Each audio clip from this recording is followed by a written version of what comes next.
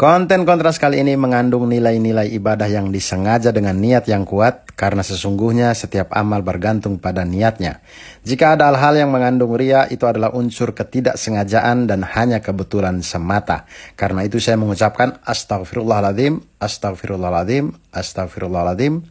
Dan mari kita mulai kontrasnya. 30 Agustus 2023, dini hari 38 menit lepas dari pukul 3, kita bersiap untuk berangkat umroh. Kita diantar oleh Bro Kukuh ke Bandara Suta dan lancar saja masuk tol dengan kartu stand up face yang kece badai ini. Saya dan Cindy akan umroh untuk pertama kalinya karena ada orang baik yang membiayai kami berangkat. Cerita lengkapnya bisa teman-teman dengar di Ngabdur di YouTube-nya Cing Abdel karena ceritanya panjang sekali. Atau teman-teman bisa pause video ini dan baca cerita dari sisinya Cindy. Dia post story ini sewaktu perjalanan pulang dari Madinah ke Jakarta. Bro, terima kasih banyak. Bro, Hati-hati bro. hati-hati di Yoi. sana. Kita berkumpul di hotel bandara untuk sholat subuh, sarapan, dan briefing singkat dari Ustadz Ihsan Kamil selaku tour leader kita. Dan setelah semuanya beres, kita langsung menuju Terminal 3, keberangkatan internasional Bandara Soekarno-Hatta. Rombongan kita berjumlah 37 orang, lebih banyak dari tebak-tebakan merdeka.com. Dulu saya sering ketemu rombongan umroh berseragam batik di bandara. Tidak terbayang sekarang saya menjadi salah satu di antaranya. Alhamdulillah. Kita menggunakan maskapai Saudi Arabian Airlines dengan nomor penerbangan SV817 direct dari Jakarta ke Jeddah. Selain kita, banyak juga rombongan umroh yang lain. Batik biru jilbab biru, batik hijau jilbab coklat, batik biru jilbab putih, batik kuning jilbab hitam, dan batik marun jilbab marun. Tidak ada loreng coklat baret biru karena itu pasukan perdamaian. Hormat Komandan Boris. Pasukan bantal leher pun jalan karena sudah boarding. Dari gate 7 kita jalan masuk menuju pesawat. Lama perjalanan kita kurang lebih 9 jam, ditemani oleh koper-koper yang melayang sendiri ke kabin. Luar biasa pesawat Arab ini, belum apa-apa sudah mujizat. Ini adalah perjalanan udara terlama pertama saya. Saya pernah ke Papua, itu durasinya 5 jam dan itu pilotnya aman saja, tidak dibawa oleh Mamat. Dan di langit Siberut kita dikasih makan dengan air mineral mereknya Brain, tapi menurut saya lebih cocok kalau Bergoin. Jadi artinya air tawar menawar. Wow. Perjalanan kemudian berlanjut melewati langit Sri Lanka, kota Colombo, lalu lanjut ke langit India, kota Kulasekarapattinam, dan kota Tiruvananthapuram. Entah motivasi apa mereka kasih nama kota susah sekali begini. Perjalanan tersisa 2 jam 23 menit ketika kita mulai masuk dataran Arab. Dan karena program umroh kita adalah kota Mekah terlebih dahulu, maka kita harus ambil mikot dari pesawat. Karena sebelum sampai Jeddah, pesawat akan lewat langit di atas mikot Yalamlam. Jadi nanti dia belok ke selatan sedikit, lewatin mikot Yalamlam, baru pelan-pelan dia ke Jeddah. Dia tidak bisa tuh lurus saja, karena pesawat tidak boleh lewat di atas langit Mekah. Lalu bagaimana dengan yang umrohnya dari Madinah duluan? Nah, nanti dia ambil mikotnya itu di kawasan Bir Ali. Semua titik mikot ini itu menetapkan batas untuk dimulainya berpakaian ihram bagi laki-laki. Jadi kita berganti ihram di pesawat disertai dengan mengambil niat umroh. Dan saat itu pula semua larangan ihram harus dijaga dengan baik. Saya tidak masalah dengan larangan yang ada. Yang saya susah atasi itu di bagian menjaga omongan. Karena entah kenapa setelah saya pakai ihram, saya selalu ketemu orang Arab yang muka macam Mamat. Mulut diam, tapi otak sudah penuh dengan kosakata.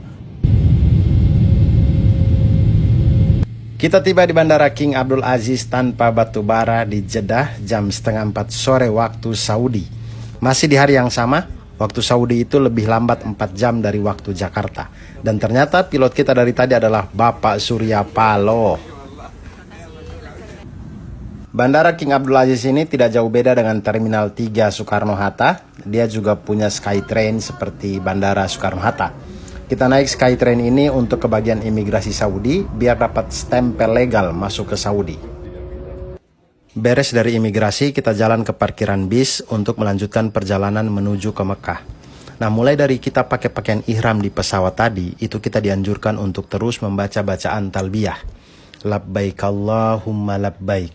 Labbaik la syarika laka labbaik. Innal hamda wan ni'mata laka wal mulk la syarika lak. Aku datang memenuhi panggilanmu ya Allah. Aku datang memenuhi panggilanmu. Aku datang memenuhi panggilanmu, tiada sekutu bagimu. Aku datang memenuhi panggilanmu, sesungguhnya segala puji, kemuliaan, dan segenap kekuasaan adalah milikmu. Tidak ada sekutu bagimu. Keluar dari bandara, tidak ada lagi AC. Saya baru sadar rasa panasnya tanah Arab. Ditambah lagi kami pakai bis asli Indonesia. Karena Lombok nih bos. 2 jam ke Mekah lewat padang gurun dan naik cabe. Senggol dong.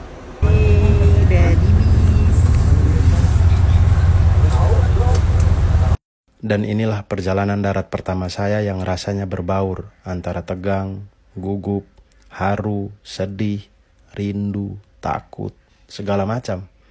Karena roda yang sedang berputar ini semakin lama semakin mengikis jarak saya dengan Ka'bah. Keadaan di luar panas, mengimbangi mendung pada pandangan mata yang berkaca-kaca. Kita masuk Mekah di waktu maghrib, tapi tidak bisa langsung ke hotel yang notabene dekat dengan Masjidil Haram, karena jalanan ke Masjidil Haram itu ditutup untuk kendaraan di waktu-waktu sholat. Jadi kita harus menunggu beres Isya baru bisa ke hotel. Padahal itu tower Zam-Zam di depan Masjidil Haram sudah terlihat jelas dari sini. Singkat cerita, selepas Isya kita menuju ke hotel hanya untuk menaruh barang-barang, lalu bersiap untuk ibadah umroh di Ka'bah.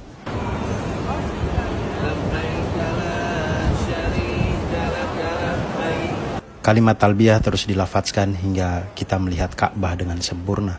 Disitulah kita ganti dengan doa melihat Ka'bah. Dan turun dari tangga inilah teman-teman, kiblat Islam di seluruh dunia, bangunan pertama di bumi yang ditinggikan oleh Nabi Ibrahim alaihissalam bersama anaknya Nabi Ismail alaihissalam, yang biasa kita lihat di sajadah-sajadah, di lukisan-lukisan, berdiri kokoh menyambut kita. Aku penuhi panggilanmu ya Allah. Allahumma antas salam wa minkas salam fahayyana rabbana bis salam. Dari turun tangga yang tadi itulah saya tidak lagi mengambil footage karena gemuruh perasaan di dada. Selanjutnya rekaman-rekaman ini saya ambil dari mutawif kita yang mendampingi selama umroh. 3 putaran pertama dari 7 putaran tawaf, kita disunahkan untuk melakukan aramal bagi laki-laki, yaitu berlari-lari kecil. Disunahkan juga untuk ittiba, memakai ihram dengan pundak kanan terlihat. Tawaf dimulai dari titik Hajar Aswad sembari membaca Bismillah Allahu Akbar.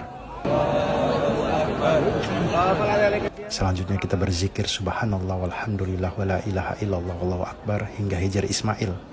Diteruskan dengan segala doa hajat kita hingga sudut rukun Yamani. Lalu diakhiri dengan doa sapu jagat hingga kembali ke Hajar Aswad. Begitulah 7 putaran tawaf kita lakukan. Selanjutnya kita sholat sunnah 2 rakaat di sekitar makom Ibrahim, jejak kaki Nabi Ibrahim alaihissalam, seperti perintah di Al-Baqarah ayat 125. Dan jadikanlah makom Ibrahim itu tempat sholat.